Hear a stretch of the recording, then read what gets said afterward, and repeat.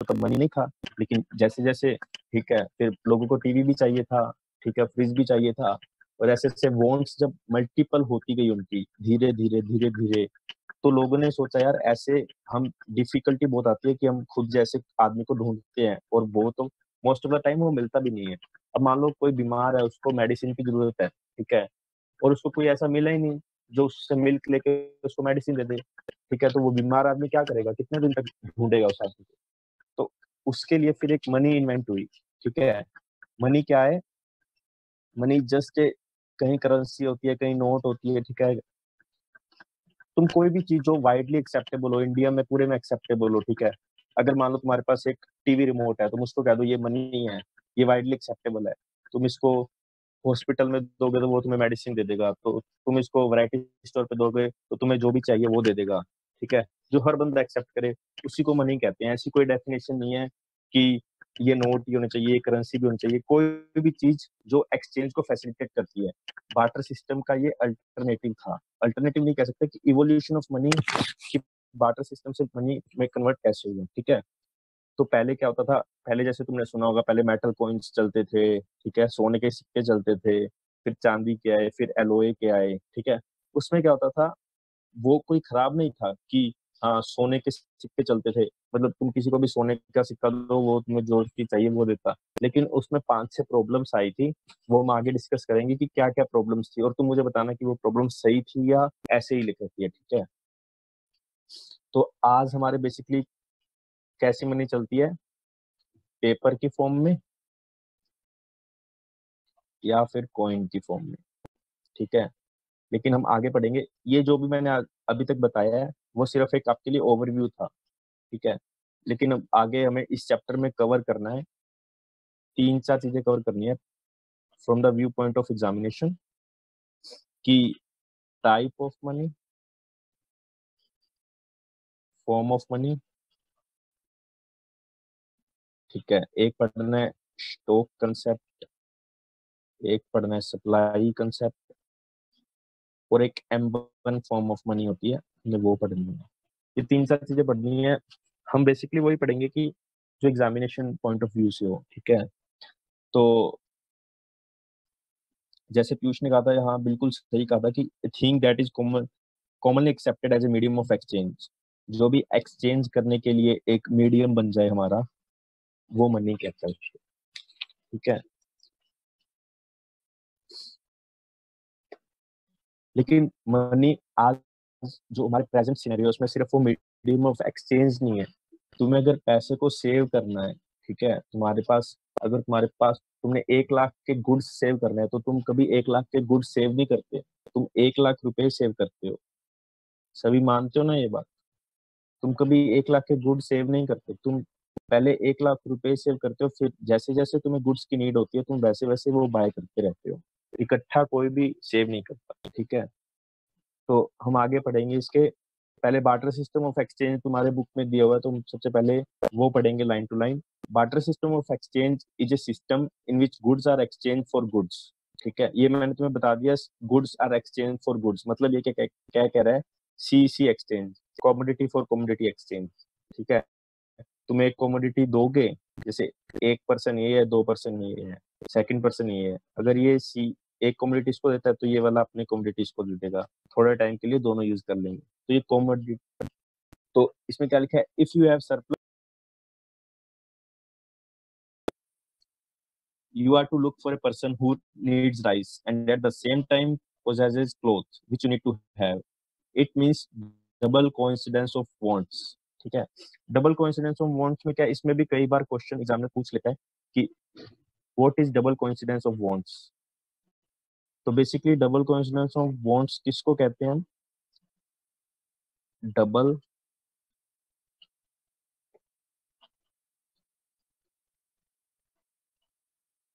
Coincidence of want,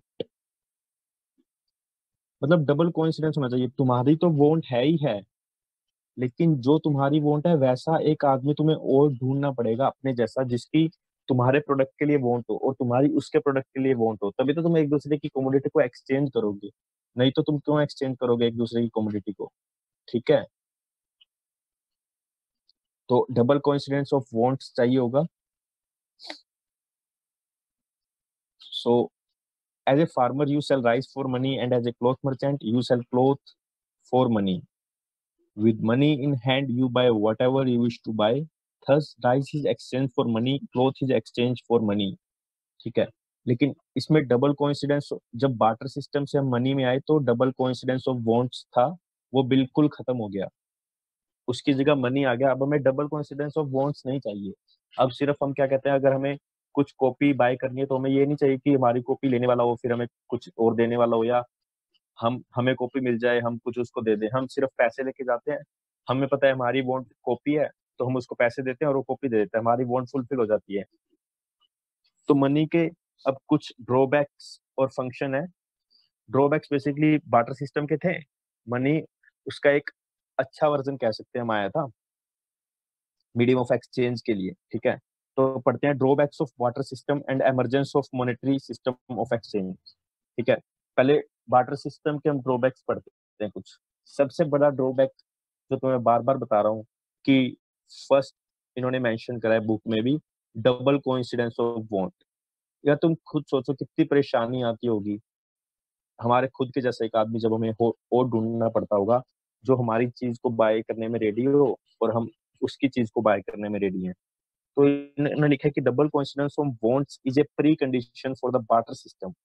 pre condition मतलब ये first condition थी बार्टर सिस्टम की, कि डबल कोइंसिडेंस ऑफ वांट्स मतलब हमें दो अलग अलग वांट्स वाले बंदे नहीं चाहिए. एक ही वांट, दोनों की एक जैसे बंदे हो, दो एक दूसरे का गुड्स को परचेज करना चाहते हो. ठीक है. Double coincidence of wants implies that goods in possession of two different individuals are needed by each other. But it is not always so simple. It is not so simple. Second function देखो यार, lack of common unit of value.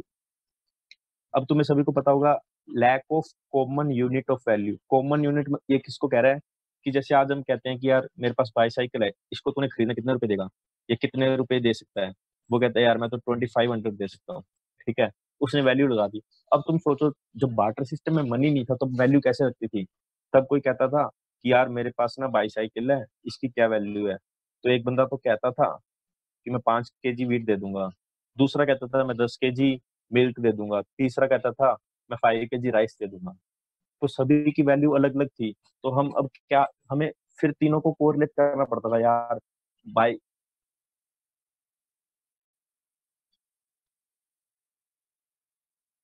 यार bike लें या क्या लें हम. ठीक है.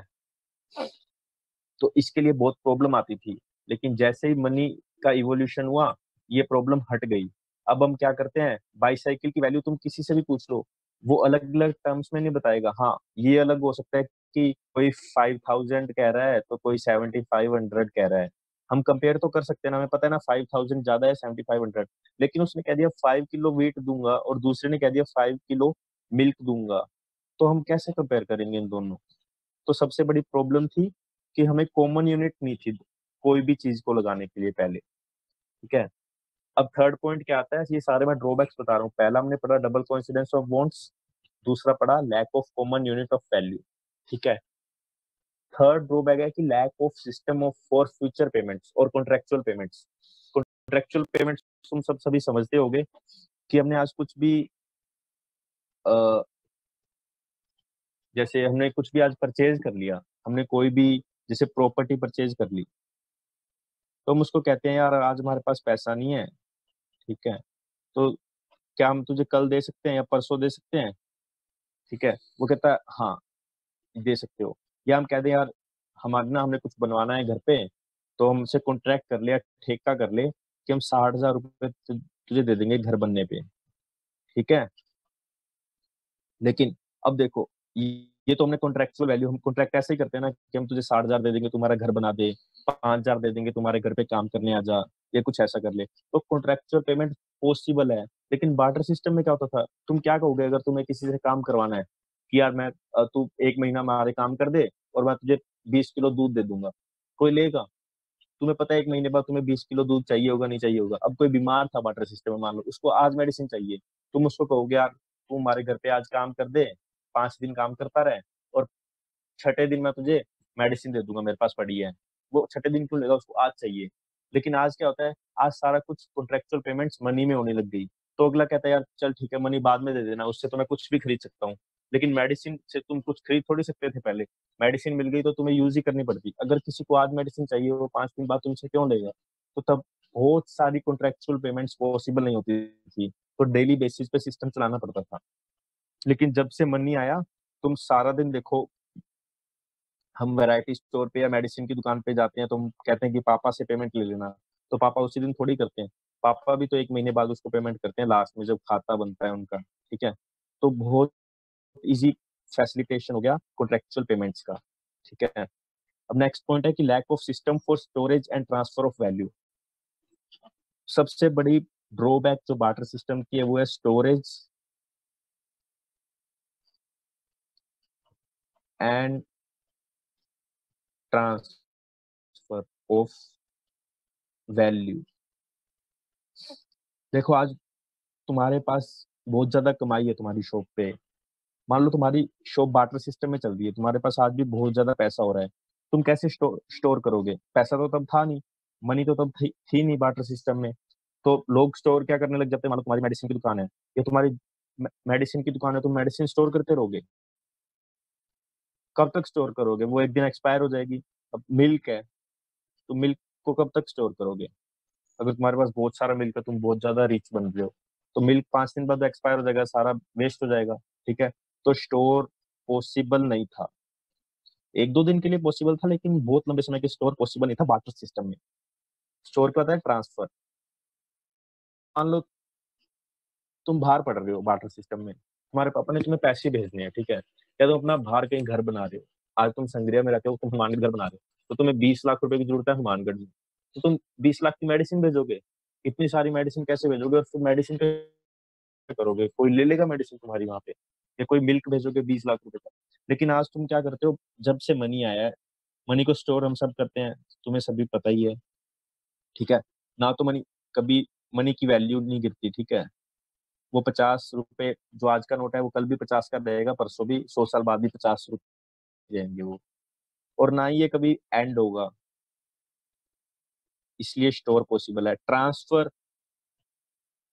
देखो, आज से 10 साल पहले ट्रांसफर मनी कैसे होता था? तुम्हारे पास, तुम्हें कहीं 20 लाख रुपए भेजना है तो तुम्हें कैश भेजने पड़ते थे। लेकिन आज ट्रांसफर, तुम्हें सभी को पता है, हम मोबाइल यूज करते हैं, सभी ई बैंकिंग करते हैं, नेट बैंकिंग करते हैं। ट्रांसफर के लिए सिर्फ मोबाइल में 20 लैक्स टाइप करो और वो ट्रांसफर हो जाएगा।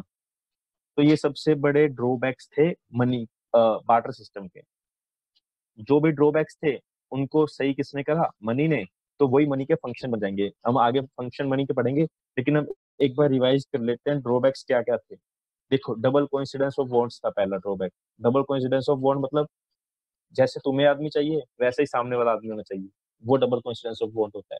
ठीक है, उसके बाद सेकंड हमने पढ़ा lack of common unit of value. Common unit समझ गए? तुम्हें क्या दिमाग में आ रहा है? कॉमन यूनिट मतलब हम किसी का मोल भाव कर ही नहीं सकते थे पहले। पहले एक टीवी का वो बताते, कहते रेट, वो कह रहा है 5 किलो आटा, 5 किलो दही। पहले ये होता नहीं था, लेकिन आज क्या होता है? टीवी का रेट 5,000 रुपए, 10,000 रुपए। ठीक है।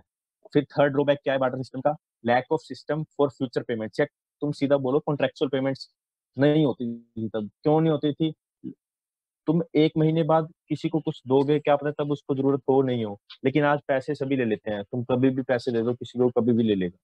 ठीक है। फोर्थ ड्रॉबैक क्या था? Lack of system for storage and transfer value. तो फोर्थ सिंपल सा ड्रॉबैक है, स्टोर एंड ट्रांसफर। आज मनी स्टोर कर सकते हैं, तब कर नहीं सकते थे। ठीक है, क्योंकि मिल्क को कितनी देर स्टोर कर लोगे? ठीक है, जो ये एग्जांपल दे रहा हूँ, ये तुम्हें याद रखना, तो तुम्हें बिल्कुल झट से याद आ जाएगा सब कुछ। पहले ट्रांसफर करने के लिए तुम दूध दही को थोड़ी ट्रांसफर करोगे, दिल्ली पहुंचाना है, बॉम्बे पहुंचाना है। लेकिन आज मनी ट्रांसफर करनी है तो तुम ई बैंकिंग से कहीं भी ट्रांसफर कर दो, 1 सेकंड में ट्रांसफर हो जाता है। ठीक है, तो ये 4 ड्रॉबैक्स, मेजर ड्रॉबैक्स थे बार्टर सिस्टम में। और सीबीएसई में ऐसे क्वेश्चंस बहुत आते हैं पेपर में। पता है सबसे बड़ी दिक्कत क्या आती है? वो पूछेगा 4 ड्रॉबैक्स। ठीक है, मान लो तुमने 2 ड्रॉबैक्स तो लिख दिए और वो तुम्हारे सही है, तो तुम तीसरा ड्रॉबैक, मान लो तुम्हें बुक वाला याद नहीं आ रहा, तो तुम ना कुछ अपनी कहानी जोड़ने लग जाते हो। ठीक है, टीचर ने तो बुक पढ़ी हुई है, उसको तो पता है 4 ड्रॉबैक्स कौन कौन से हैं। Double coincidence of bond, lack of common of value, lack of contractual payments, lack of storage and transfer, लेकिन तुम्हारा पॉइंट सही होता है। तुम कहते हो यार आज हम मनी जेब में कैरी कर सकते हैं, पहले मनी होती नहीं थी तो जेब में मेडिसिन थोड़ी कैरी करें।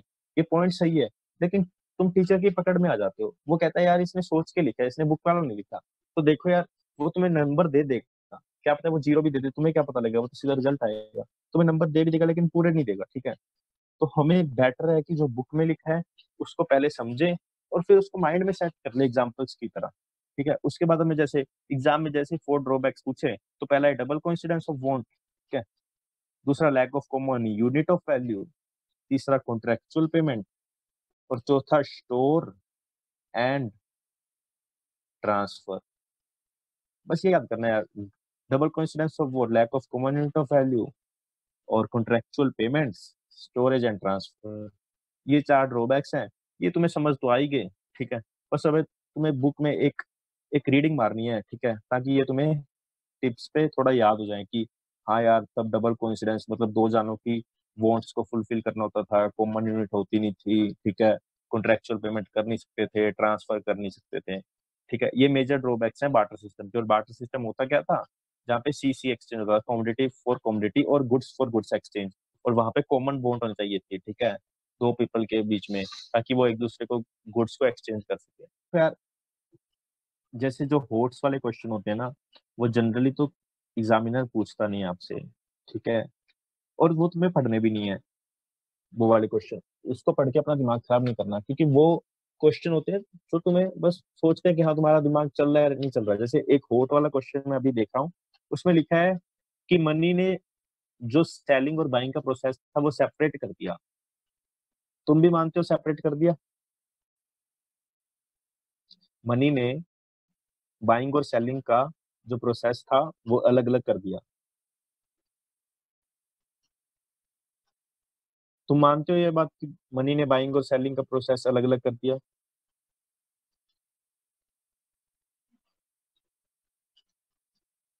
हाँ, देखो कैसे अलग अलग कर दिया। पहले बार्टर सिस्टम में क्या होता था, अगर तुम्हें कुछ चाहिए, मतलब तुम कुछ बाय करना चाहते हो, तो तुम बाय तो कर लोगे लेकिन तुम्हें अपनी चीज कुछ देनी पड़ेगी उसको।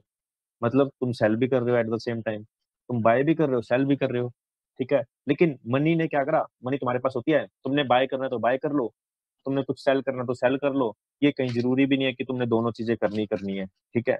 ये सब था कि तुमने पढ़ा हुआ है। लेकिन अब आगे फॉर्म्स ऑफ मनी, वो थोड़ा टॉपिक तुम्हें ध्यान से पढ़ना है और थोड़ा ध्यान से याद करना है।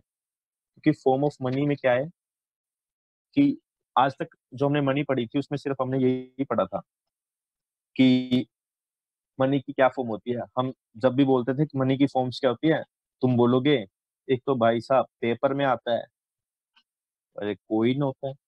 ये दो ही तो फॉर्म होती है मनी की, और कौन सी फॉर्म होती है, ठीक है। डेबिट कार्ड भी तो एक फॉर्म होती है मनी की, क्रेडिट कार्ड भी तो एक फॉर्म होती है मनी की।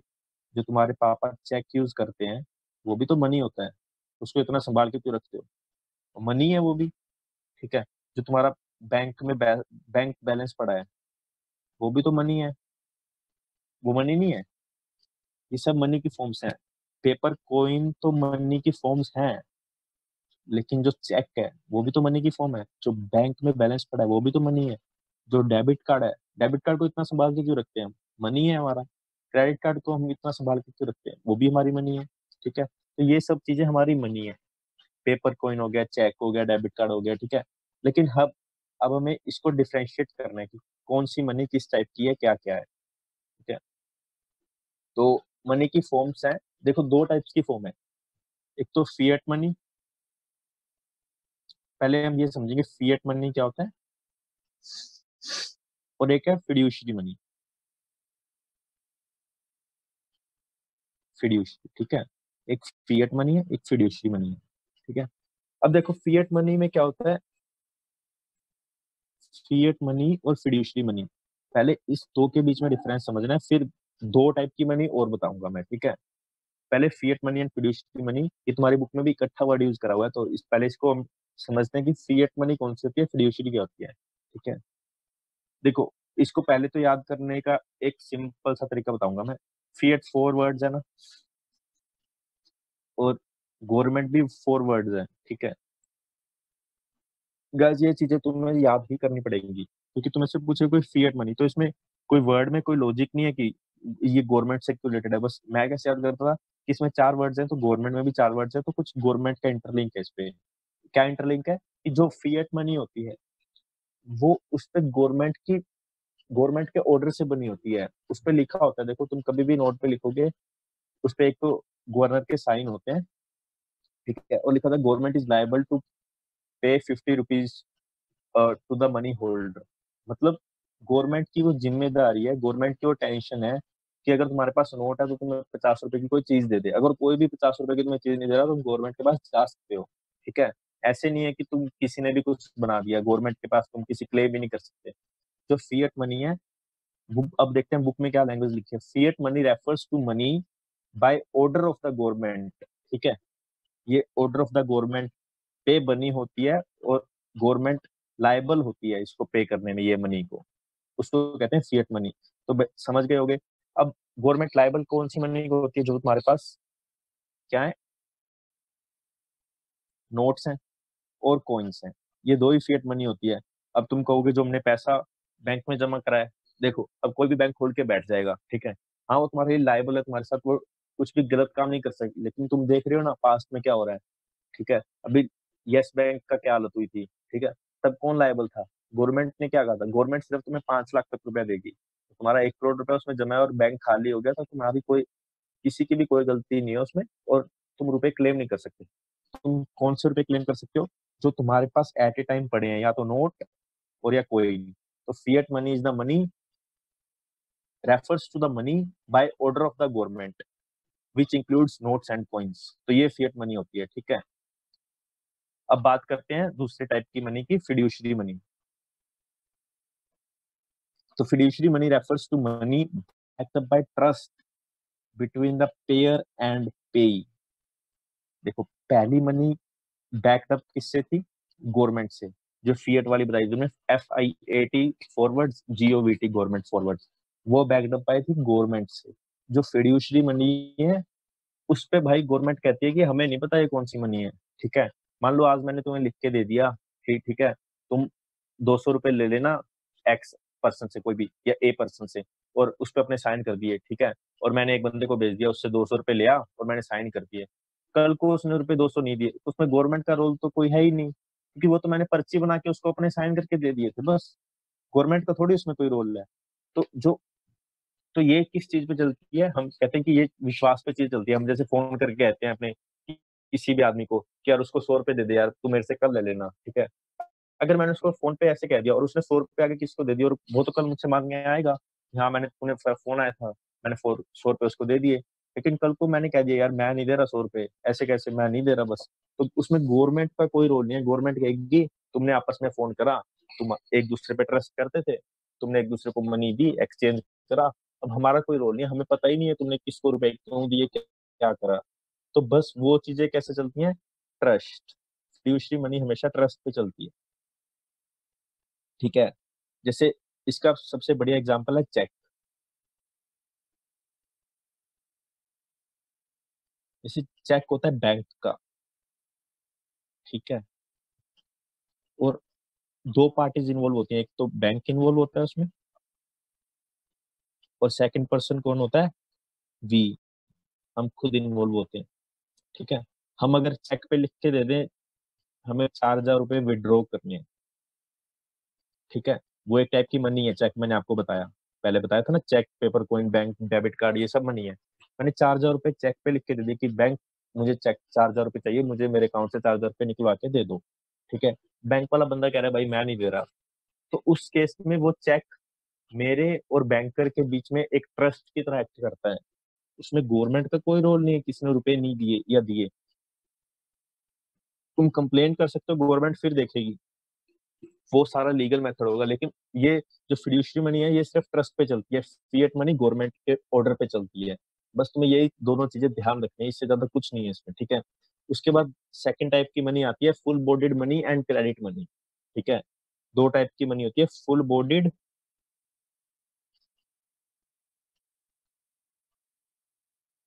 फुल बॉडीड, और एक होती है क्रेडिट, ठीक है। अब जो फुल बॉडीड मनी होती है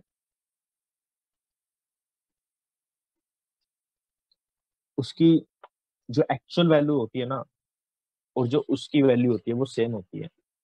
ठीक है, जैसे पहले गोल्ड के कॉइन चलते थे, ठीक है, उस पे ना गोल्ड के कॉइन पे कुछ लिखा नहीं होता था कि ये 5 रुपए माने जाएंगे। जो जैसा उसका वेट होता था, जैसी उसकी क्वालिटी होती थी, वैसी उसकी वैल्यू होती थी। मतलब full bodied money, full body, इसको हम ऐसे समझ लीजिए, फुल बॉडी मतलब जितनी बॉडी की वैल्यू है उतनी उसकी वैल्यू होगी। जैसे 10 का नोट है, मान लो आज 10 का नोट पतला हो, ठीक है, काला हो, पीला हो, उसका 10 रुपए लिखा है तो 10 रुपए मानते हैं। लेकिन पहले पहले ही कैसे चलता था, उसका नोट का क्वालिटी पे चलता था, जिसकी उसकी बॉडी की वैल्यू है उतने रुपए माने जाएंगे। जैसे एक सोने का सिक्का, एक चांदी का सिक्का है, दोनों पे 5-5 रुपए लिखे हुए हैं। तब ऐसे ऐसे नहीं है कि दोनों 5 रुपए मानेंगे। जो गोल्ड वाला है उसकी वैल्यू ज्यादा है, क्योंकि उसकी बॉडी की वैल्यू ज्यादा है। जो सिल्वर वाला है वो सस्ती थी, तो उसकी बॉडी की वैल्यू कम है। ठीक है, तो पहले ऐसे मनी चलती थी, फुल बॉडीड मनी उसको कहते हैं, जिसकी जो बॉडी की वैल्यू होती है ना, वही कॉइन की वैल्यू होती है, वही उसकी मनी वैल्यू मानी जाती है। Full bodied money refers to money in terms of coin whose commodity value is equal to money value. ठीक है, ये देखना ध्यान से, commodity value is equal to money value. देखो कमोडिटी मतलब गोल्ड कितने रुपए का है, वो तो कमोडिटी वैल्यू होगी। ठीक है, उस उससे कितनी चीजें ले सकते हैं मनी वैल्यू, तो दोनों इक्वल होती थी। जो क्रेडिट मनी है, देखो इसमें थोड़ा सा दिमाग लाना। फुल बॉडी सभी को समझ आ गया ना, पहले ये बता दो मुझे एक बार कि फुल बॉडी मनी वो मनी है जिसकी बॉडी की वैल्यू मतलब कॉइन की वैल्यू और मनी की वैल्यू इक्वल होती थी। बॉडी की जगह हम कॉमोडिटी वैल्यू कह सकते हैं, कॉमोडिटी वैल्यू और मनी वैल्यू दोनों सेम होती थी। ये सभी को समझ आ गया ना?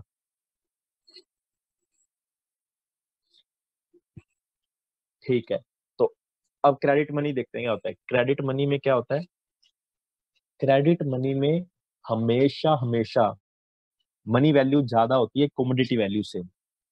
मेरी बात ध्यान से सुनो, मनी वैल्यू हमेशा ज्यादा होती है कॉमोडिटी वैल्यू से। दोबारा रिपीट कर रहा हूँ, समझाऊंगा लेकिन पहले एक बार दोबारा सुनो।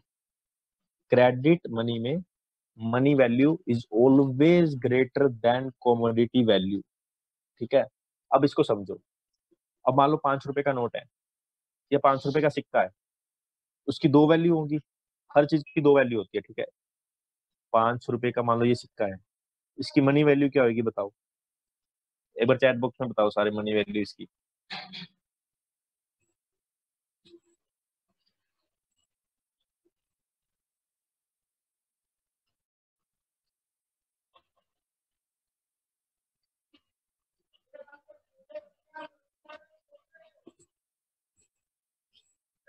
हाँ, इसकी मनी वैल्यू उतनी होगी जितना इस पे रुपए लिखा है। ठीक है, अगर छोटे से सिक्के पे गवर्नमेंट 100 रुपए लिखते तो वो 100 रुपए माना जाएगा। ठीक है, इसकी मनी वैल्यू रहेगी 5 रुपीज ही। ठीक है, लेकिन इसकी कॉमोडिटी वैल्यू कैसे कैसे तुम जज करोगे? कॉमोडिटी वैल्यू, कॉमोडिटी वैल्यू कैसे आएगी? मैं अगर कहूँ बॉडी वैल्यू, बॉडी वैल्यू की जगह कॉमोडिटी वैल्यू कह दूं मैं, बॉडी वैल्यू में यूज नहीं करना। फुल बॉडीड मनी में क्या होता है, कॉमोडिटी वैल्यू और मनी वैल्यू इक्वल होती है। लेकिन क्रेडिट मनी में क्या होगा, कॉमोडिटी वैल्यू हमेशा कम होगी, या हम कहते हैं क्रेडिट मनी में मनी वैल्यू ज्यादा होगी। इसकी कॉमोडिटी वैल्यू क्या है? कॉमोडिटी वैल्यू सिर्फ पता है क्या है इसकी? जो इसमें मेटल यूज हो रहा है ना, अगर तुम उसको लोहे की दुकान पे बेचने जाओगे तो वो कितने का बिकेगा? मान लो वो बिका 4 रुपए का, ये कॉमोडिटी वैल्यू है, ये मनी वैल्यू है। 4 रुपए का बिका, तो तुम उससे 5 रुपए की चीज लोगे या उसको बेचोगे 4 रुपए का? ऑब्वियस सी बात है, तुम उसकी 5 रुपए की चीज लोगे, क्योंकि उसकी commodity value, sorry, commodity value कम है, मनी वैल्यू उसकी ज्यादा है। अगर मान लो गवर्नमेंट पता है क्या करे, चलो मैं हमेशा बार बार कह रहा हूँ ना मनी वैल्यू ज्यादा होती है, लेट्स अज्यूम कि मनी वैल्यू उसकी कम है, ये मनी वैल्यू है, कॉमोडिटी वैल्यू ज्यादा है। ठीक है, कॉमोडिटी वैल्यू है उसकी 6 रुपए, मनी वैल्यू तो 5 रुपए के सिक्के की 5 ही रहेगी सारी उम्र। अब तुम क्या करोगे, 5 रुपए की चीज खरीदोगे या उसको लोहे की दुकान पे बेचोगे? सेल करोगे ना तुम लोहे की दुकान पे, ताकि तुम्हें 6 रुपए मिल जाए। 5 रुपए के सिक्के के 6 रुपए मिल जाए तो तुम सारी सारी दुनिया सेल करेगी। ठीक है, सारी दुनिया सेल करेगी ना उसको। तो इसीलिए गवर्नमेंट जानबूझ के ना मनी वैल्यू हमेशा ज्यादा रखती है, नहीं तो सारे उसको सेल कर दे, रुपए की कोई वैल्यू ना रहे। अब 5 वाला सिक्का तो 5 का, लेकिन उसको बेचने जाओगे ना वो 5 से कम ही बिकेगा, चाहे 4 का बिके चाहे 4.5 का। तो हम क्या कह सकते हैं कि मनी वैल्यू हमेशा ज्यादा होगी, हमेशा। कौन सी टाइप की मनी में? क्रेडिट मनी में। ठीक है, क्रेडिट मनी में क्या होगा? Money value is always greater than commodity value. ठीक है, अब हमने दो टाइप मनी क्या पढ़ी? Fiat money and fiduciary money. ठीक है, एक बार रिवीजन कर लेते हैं। फिएट मनी मैंने क्या कहा था, तुम्हें सभी को रिवाइज जाएगा? 4 वर्ड से याद करना है, 4। गवर्नमेंट एकदम से स्ट्राइक करा तो बैक बाय गवर्नमेंट, ये गवर्नमेंट से बैक बाय हो गई, मतलब गवर्नमेंट का ऑर्डर है तो बनी है ये मनी। ठीक है, और फिएट के साथ ही कौन सी थी? एफ वाली एक और थी, फिड्यूशरी। ये गवर्नमेंट से है, और फिड्यूशरी किससे होती थी? ट्रस्ट से। बस, ट्रस्ट मतलब चेक हमने कुछ लगा दिया। ये बिल्कुल क्लियर है तुमको, मुझे पता है। ठीक है,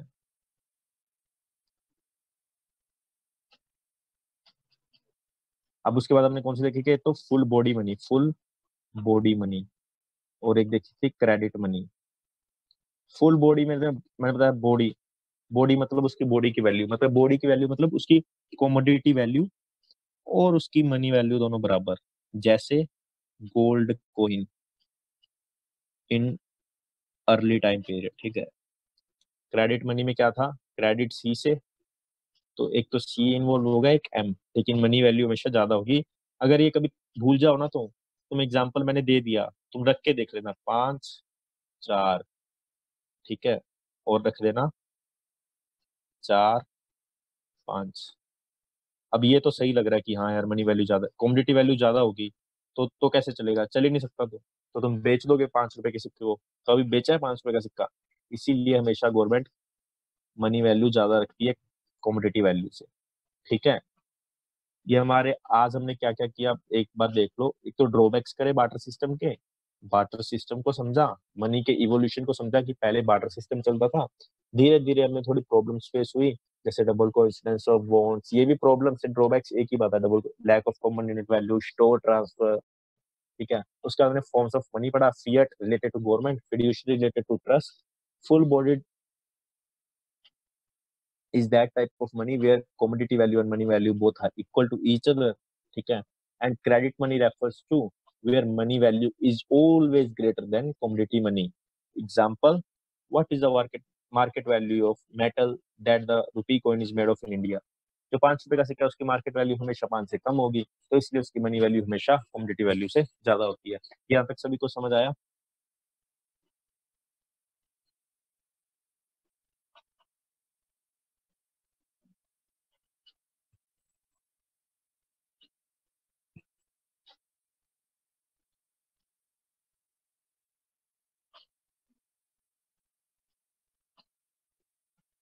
हाँ, तो अभी इस चैप्टर का हमारे पास रह गया सिर्फ फंक्शंस ऑफ मनी के रह गए। मनी के बेसिकली दो फंक्शंस होते हैं, प्राइमरी और सेकेंडरी। ठीक है, और एक सप्लाई ऑफ मनी का छोटा सा कंसेप्ट है, वो रह गया। ठीक है, और एक M1 टाइप ऑफ मनी पढ़नी है हमने। 3 चीजें रह गई हमने। बार्टर, देखो आज हमने क्या क्या खत्म करा, पहले हम वो देखते हैं। एक तो हमने करा बार्टर सिस्टम पढ़ा, ठीक है, उसके ड्रॉबैक्स पढ़े। ठीक है, जो ड्रॉबैक्स है वही तो प्रॉब्लम्स है, प्रॉब्लम्स ड्रॉबैक्स एक ही तो बात है। ड्रॉबैक्स में रिवाइज कराऊं एक बार, क्या पढ़ा? डबल कोइंसिडेंस ऑफ वांट पढ़ा, यू से यूनिट वैल्यू पढ़ी, कॉन्ट्रेक्चुअल पेमेंट्स पढ़ी सी से, फिर स्टोर एंड ट्रांसफर पढ़ा। ये पढ़ गई सारी चीजें हमने। उसके बाद हमने क्या करा था? उसके बाद हमने मनी को बीच में लाए कि आजा भाई मनी, तू आजा। अब हमारा बार्टर सिस्टम तो हो गया खत्म। तो मनी जब आई, मनी कहती मैं तो 4 टाइप की होती हूँ, लेकिन पहला दो अलग होता है, पहला दो अलग होता है। पहला होता है फिएट और फिड्यूशरी, एफ एफ आई से। फिर होता है फुल बॉडी और क्रेडिट मनी। ठीक है, फिएट वाली कहती है मैं, मुझे तो गवर्नमेंट का ऑर्डर है, मुझे तो, मेरा तो कुछ भी नहीं उखाड़ सकता। फिड्यूशरी कहती है मैं तो ट्रस्ट पे डिपेंड करती हूँ, दो जानों पे, जब ट्रस्ट खत्म हुआ मेरी वैल्यू लॉस हो जाएगी। ठीक है, हमारा तुम्हारे पास चेक क्या है? तुम्हें बैंक से लेना है, तुम्हारे और बैंक के बीच में ट्रस्ट खत्म हो गया, रिलेशन खत्म हो गया, तुम चेक लगा सकते हो? नहीं लगेगा, चेक नहीं लगेगा तुम्हारा। ठीक है, फिर है तुम्हारा full bodied money. Full body में मैंने कहा था बॉडी की वैल्यू, बॉडी की वैल्यू मतलब कमोडिटी वैल्यू, कमोडिटी वैल्यू और मनी वैल्यू बराबर होती है। क्रेडिट मनी में मैं तुम्हें रट्टा नहीं लगवाऊंगा, तुम आज एक बार घर पे बैठ के 5 रुपए का सिक्का लेके सोचना कि इसकी जो कमोडिटी वैल्यू मतलब इसकी मेटल की वैल्यू है, वो इससे कम होनी चाहिए, ज्यादा होनी चाहिए। अगर तुमको ज्यादा होनी चाहिए, तो तुम्हारे पापा से पूछना मैं बेच दूं, और ये भी बताना कि मैंने सोचा है कि ये ज्यादा होनी चाहिए। अगर 6 रुपए वैल्यू है तो तुम्हें बेचना चाहिए। और लेकिन जब बेचने जाओगे तो तुम एक बार आयरन स्टोर पे जाना, वो मुश्किल से उसकी 1 रुपए वैल्यू देंगे आपको, ठीक है। तो हमेशा मनी वैल्यू ज्यादा होती है कॉमोडिटी वैल्यू से। कौन से केस में? क्रेडिट मनी में, ठीक है। आज का सेशन हम यहीं एंड करते हैं, और फिर हम उसके बाद करेंगे एक और क्लास लगेगी इस चैप्टर को करने में, हमारा ये चैप्टर पूरा कंप्लीट हो जाएगा, ठीक है। उसके बाद मैं तुम्हें बता दूंगा कि हमें सीबीएसई के कौन कौन से क्वेश्चन देखने हैं, ताकि हमारा ये चैप्टर बस पूरा खत्म हो जाए, पेपर तक, पेपर के लिए प्रिपेयर हो जाए, ठीक है। बस उस आज ये चैप्टर खत्म करके हम, ठीक है, उसके बाद थोड़ा सा एक टेक्निकल चैप्टर है बैंकिंग के नाम से, हम उस पर भी 2 क्लास लगाएंगे। तो आज के लिए हम इतना ही रखते हैं, ठीक है। फिर अगली क्लास में हम ये चैप्टर को कंप्लीट करेंगे, ठीक है। Have a good day.